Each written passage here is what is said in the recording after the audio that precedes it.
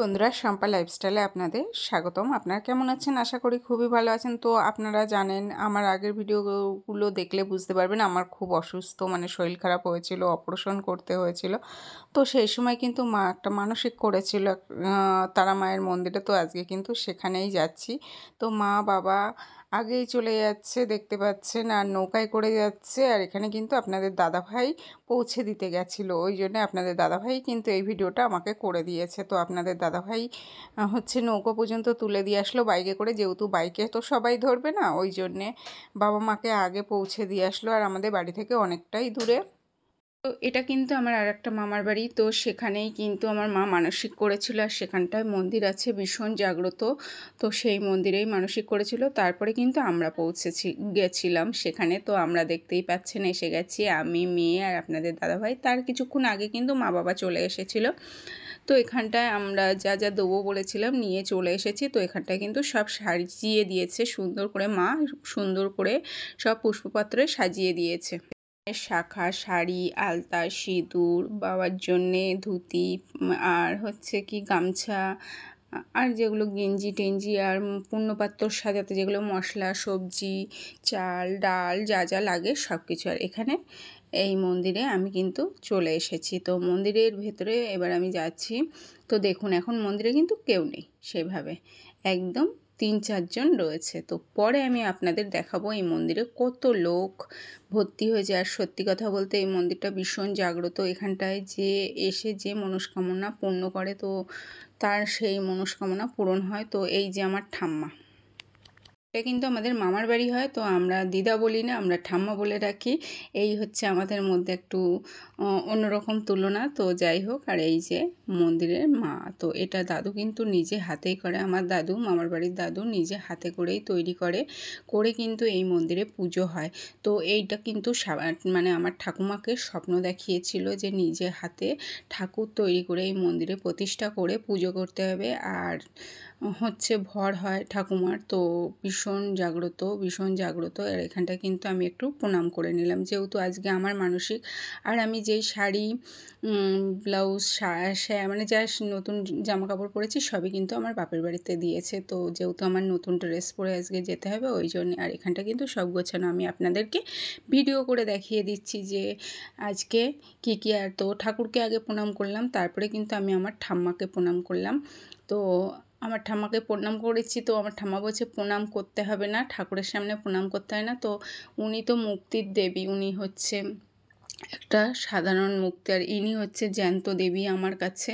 তো ইনি কিন্তু আমার জন্য অনেকটাই মানত করেছিল। ইনি হচ্ছে কি একদম পুরো আঁচল পেতেই মায়ের কাছে বসেছিল, বলেছিল যে আমার নাতনিকে আমার কোলে যদি না ফিরিয়ে দাও তো আমি তোমাকে আর পুজো করব না। তো আর এটা হচ্ছে আমার দাদু। রোদ্দুরে গরমে এতটা কষ্ট করে গেছে, যেহেতু অসুস্থ ছিলাম, আর অসুস্থ যেহেতু এখনও আছি, তো ওই জন্য কিন্তু দাদু আমাকে পাখা ছেড়ে দিয়েছে যে গরমে যাতে শরীরটা একটু ঠান্ডা হয়। তো এইভাবেই কিন্তু আমার মামার বাড়ি আমাকে ভীষণ যত্ন করে, প্রচণ্ড যত্ন করে। তো আমার কিন্তু অনেকগুলোই মামার বাড়ি। তো এখানটা আপনাদের দাদা ভাই, মেয়ে, তো মেয়ে রোদ্দুরে গেছে। তো মেয়ের একটু অ্যালার্জি আছে, যে রোদ্দুরে গেলেই অ্যালার্জি, কাশি হয়, তো কাশি হচ্ছে। তো আমি কিন্তু এখানে বসেই পড়েছি, আমার খুব ক্লান্ত হয়ে গেছিলাম আর ভীষণ কষ্ট হচ্ছিল, বসে পড়েছিলাম। আর মা এদিকে পুজোর গোছাচ্ছিল। মাও এখানে উপোস করেছে, ওই জন্যে মা কিন্তু পুজোর গোছান সব গুছিয়ে দিচ্ছিল। তো আমি কিন্তু আমার ঠাম্মাকে আর একবার দেখিয়ে দিচ্ছি। আমার কিন্তু দিদা হয়, আমি কিন্তু ঠাম্মা বলে ডাকি। তো আমি দেখিয়ে দিচ্ছিলাম। আর আমার ঠাম্মা কিন্তু ভীষণ ভালো মানুষ, খুব ভালো মানুষ। তো আপনাদের দাদাভাই হয়েছে আমার দিকটা একটু দেখাবো না, তো দেখাবো। তো আস্তে আস্তে লোকজন কিন্তু আসা শুরু হয়েছে। তো অনেক লোকজন হয়, আর এই ঠাম্মার কিন্তু ভর হয় প্রচুর, দূরের থেকে লোকজন আসে। আর আমি যেহেতু সুস্থ হয়েছি, আমার বিশ্বাসটা অন্যরকম। তো কার মনে কেমন বিশ্বাস আছে জানি না। তো যার মনে যেমন বিশ্বাস আছে সে সেই বিশ্বাস নিয়েই বাস করবে। তো কিন্তু ঠাম্মা পুজোয় বসে গেছে, আমার জন্যই লেট করছিল যে আমি যাব, তারপরে পুজোয় বসবে। তো আমি চলে গিয়েছি, তো ওই জন্যেই পুজোয় বসে গিয়েছে। তো কিন্তু আজকে কিন্তু ঠাম্মার ভর হবে, শনি মঙ্গলবারে করেও ভর হয়। আর পুজো দিতে গেলে শনি মঙ্গলবারেই আসতে হবে। তো আমার যেহেতু তারা মায়ের কাছে মানত করা ছিল, ওই জন্য মঙ্গলবারেই এসেছি এখানে।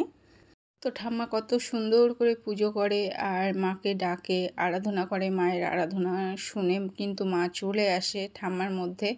আর যেটা জিজ্ঞেস করে তো সেটা কিন্তু কেউ গিয়ে আগে থেকে বলে না যে আমার এটা হয়েছে ওটা, কিন্তু ভরের সময় দেখেছি জিজ্ঞেস করে তো সেটা বলে। আমি তো পুরো গায়ে আমার লোমগুলো পুরো খাড়া দেয় যে এই ঘটনাটা বললো না, এটা কি সুন্দর করে বলে দিচ্ছে। তো দেখুন এইভাবে কিন্তু মায়ের আরাধনা করছে পুজো ফুল টুল দিয়ে। তো এইভাবেই মায়ের মধ্যে মানে আমার ঠাকুমার মধ্যে মা ভর করবে।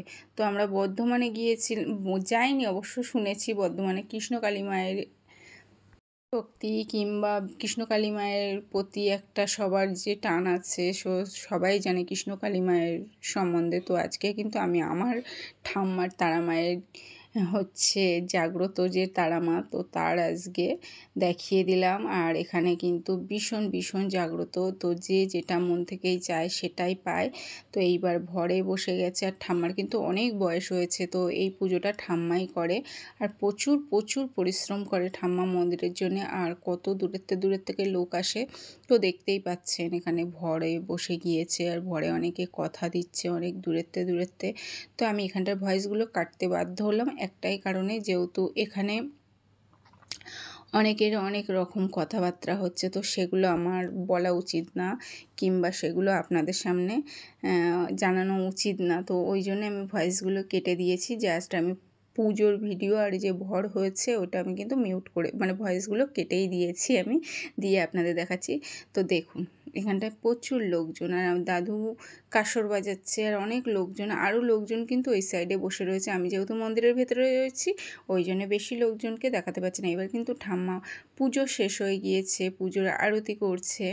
তো আমার একটু ভিডিওটা সেট করতেও উল্টোপাল্টা হয়ে গিয়েছে, তো আপনারা কিছু মনে করবেন না, আপনারা মানিয়ে নেবেন। তো যাই হোক, তো এইভাবে কিন্তু আমার ঠাকুমা প্রতি শনিবার মঙ্গলবারে মায়ের পুজোর আরাধনা করে।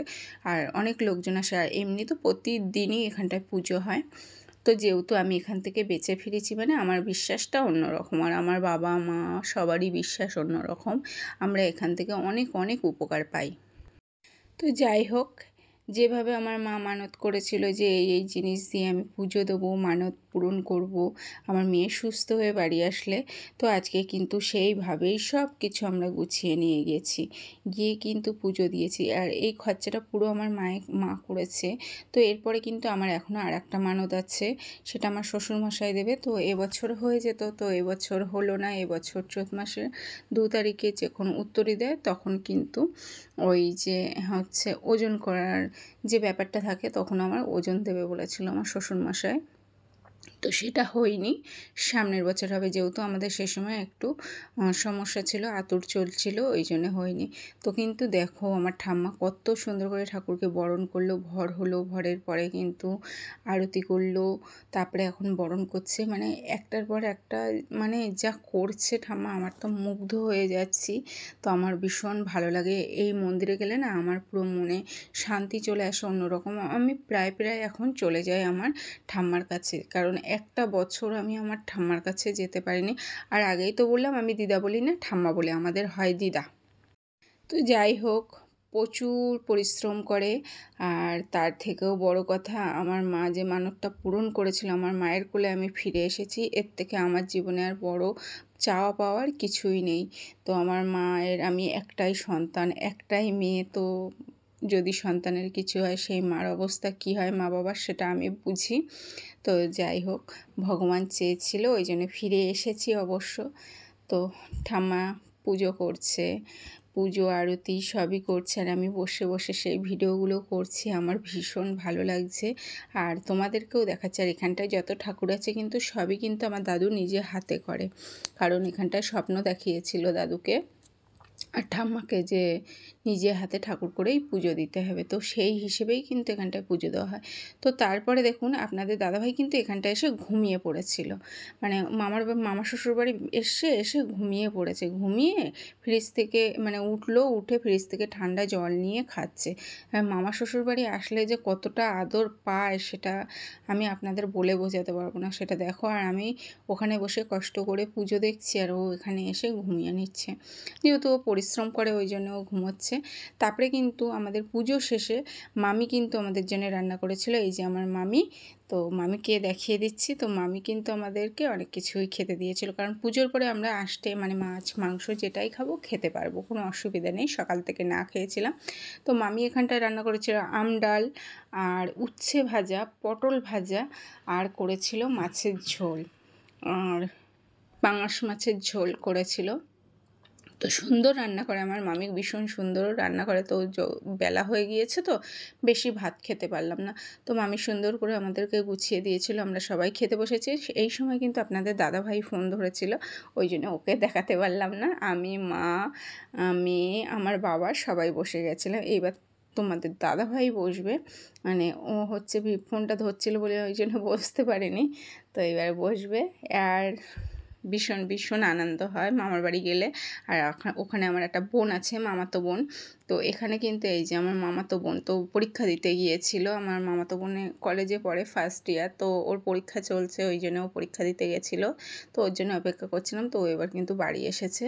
তো এসে বলছে কি, মানে আমার সঙ্গে ইয়ার্কি মারছে, আমি বসেছিলাম, বলছে তুমি হচ্ছে বয়স্ক মানুষ, তুমি বসে থাকো, আমি আর জামাইবাবু দাঁড়িয়েই তোমার ভিডিও করি। এইভাবেই কিন্তু আমরা সব ভাই বোনেরা ইয়ার্কি মারি। আর আমার বোন কিন্তু ভীষণ ভালো মেয়ে, মানে সর্বদিক দিয়ে কাজকর্ম, পড়াশুনো, সমস্ত দিক দিয়ে। সেই সকাল 8টার সময় কিন্তু পরীক্ষা দিতে চলে গিয়েছে, আর এখন বিকেল 5টার সময় বাড়ি এসেছে। এসে কিন্তু হচ্ছে, তাও দেখো কত সুন্দর ইয়ার্কি আড্ডা মারছে। আর এই গরমে তো বুঝতেই পারছো মানুষের অবস্থা কী। তো বলছে আমি কিন্তু জামাইবাবুর ছোটো গিন্নি, তুমি হচ্ছে বড় গিন্নি। তো এই নিয়েই কিন্তু আমরা একটা ইয়ার্কি আড্ডা মারছি। তো অনেক কথা হচ্ছিল, আঙুল গুনছিলাম, তো অনেক কিছু বলা হচ্ছিল। তো যাই হোক, ভীষণ আড্ডা মারা হয় বোনের কাছে গেলে। আর ওখানটায় কিন্তু প্রচুর বেড়ানোর জায়গা আছে, আমি মাঝে মাঝে যাব, ওখানকার ভিডিও করে আপনাদের দেখাবো। নদী আছে, ইটভাটা আছে, তারপরে আরও সুন্দর সুন্দর বেড়ানোর জায়গা আছে। আর এখানে কিন্তু আমার মেয়ে বসেছিল, আমার মেয়ে দেখো। তো সবাই কিন্তু ক্লান্ত, মানে আমরা এতটা গরম পড়ছে আর বলার মতো না, তবুও আমরা কিন্তু ফুল এনার্জি নিয়ে করছি। আর বলছিলাম ভিডিওটি ভালো লাগলে লাইক কমেন্ট সাবস্ক্রাইব করবেন, আর ভিডিও বাড়াবো না, ওই জন্যে আমি আপনাদের বলছিলাম। তো ফাইনালি আমি দেখিয়ে দিচ্ছি, নদীতে চর পড়ে গেছে, সেই যখন বাবা মা যাচ্ছিলো কত সুন্দর, আর মানুষ এখন হেঁটে নদী পার হচ্ছে।